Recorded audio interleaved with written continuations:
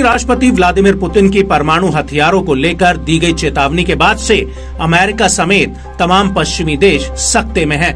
Putin के हालिया बयान को पश्चिमी खेमा बिल्कुल भी हल्के में नहीं ले रहा है।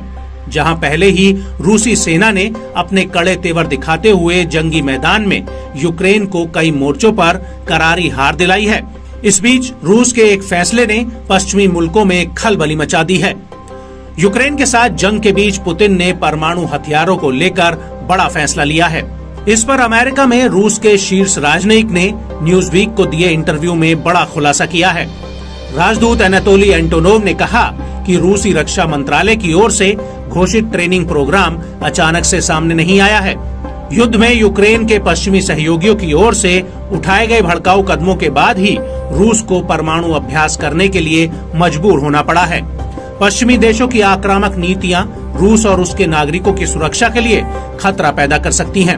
अमेरिका और उसके सहयोगी देश रूसी इलाकों पर हमला करने के लिए यूक्रेन को लगातार घातक हथियारों की सप्लाई कर रहे हैं। वो रूस को उबालने की कोशिश कर रहे हैं।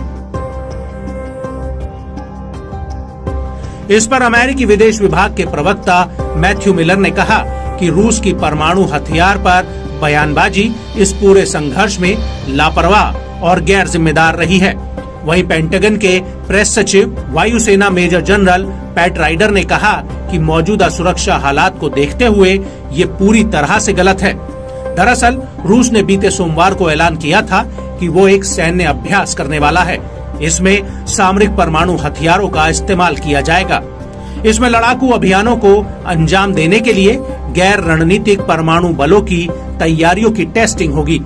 रूसी रक्षा मंत्रालय ने कहा था कि रूस का परमाणु हथियार अभ्यास पश्चिम की धमकियों के जवाब में है।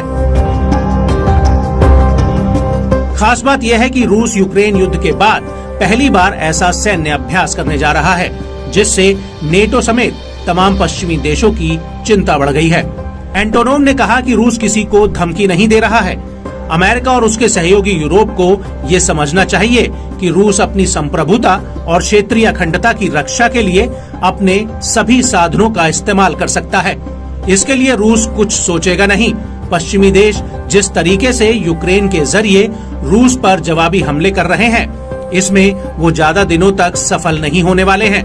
पश्चिमी देश एक तरफा खेल खेलने की कोशिश कर रहे हैं, जो बड़ी गलती को न्योता देने जैसा है। बता दें कि यूक्रेन युद्ध के बाद से रूस और नेटो के बीच तनाव काफी बढ़ गया है। हाल में रूस के यूक्रेन पर बढ़ते दबाव के चलते अमेरिका और अन्य पश्चिमी समर्थकों ने यूक्रेन को सैन्य सहायता में इजाफा किया है।